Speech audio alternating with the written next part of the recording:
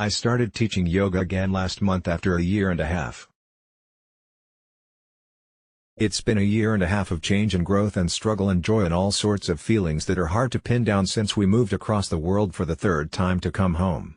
I took a break from teaching because, in all the upheaval, I didn't feel steady or grounded enough to guide anyone else in any kind of mindful practice. Eventually though, I reminded myself that I didn't need to be in some kind of perfectly balanced guru state to share the benefits of yoga. That it was precisely my difficult experiences and my up and down emotions that enabled me to teach in an authentic and compassionate way. And that's exactly why I objected when the sweet manager of the space I now teach in used a picture that said "Good Vibes Only" to advertise my class on Facebook.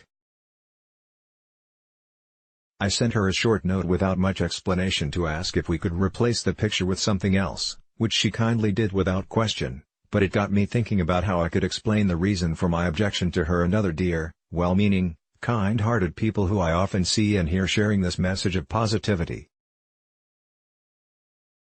After all, what could possibly be bad about being positive? It can be hard to explain without sounding as though you're encouraging people to wallow in the negative. But rejecting positivity is one of the most freeing things I've ever done.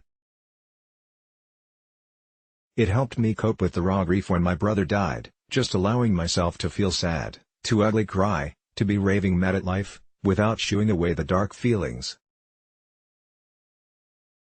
In time, accepting and allowing the bad stuff is precisely what helped me to heal. And those people who truly showed up for me were the ones who allowed me to feel those feelings without flinching or changing the subject or encouraging me to think of the happy times or handing me a tissue to dry my tears. Later, I learned, through my work here at Elephant, that being brave enough to embrace and hold space for the good, bad, happy, and sad is perhaps the most beneficial thing we can do for our wonderful, troubled world. Not being positive doesn't mean we're miserable or nihilistic.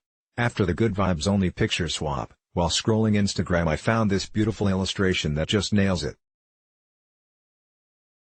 So, I encourage you to question yourself next time you tell yourself or someone else to be positive, because it's subtle aggression toward those parts of ourselves that are less shiny. It's not real. Better to embrace the darkness and the fear and the sadness and the loneliness than to push it away and pretend it's not still there, lurking in the corners. A funny thing happens when we make reluctant friends with and move through the heavy stuff instead of rejecting and ignoring it. It loses its big badness and we realize we can bear it. We realize that it's as juicy and tender and precious a part of this life as the light stuff, because, as Pema Chodron puts it so much better than I could hope to, life is glorious, but life is also wretched. It is both.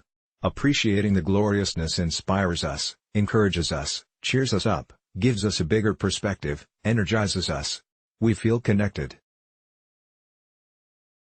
But if that's all that's happening, we get arrogant and start to look down on others, and there is a sense of making ourselves a big deal and being really serious about it, wanting it to be like that forever. The gloriousness becomes tinged by craving and addiction.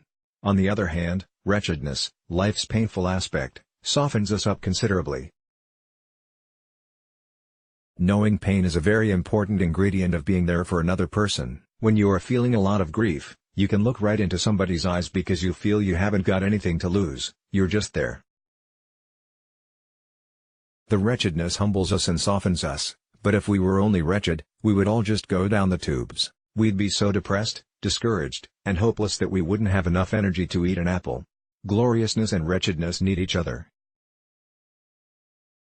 One inspires us, the other softens us. They go together. Pema Chodron, the wisdom of no escape. So, next time you go to a yoga class and the teacher tells you to smile and shine your heart light, remember that it's okay if beneath your smile there is sadness, and you carry some heaviness in that heart of yours. Make room for all those vibes and you'll find your smile comes from a deeper, truer place and your heart is able to hold so much more genuine love and empathy precisely because it is a little broken. Let's block ads. Why?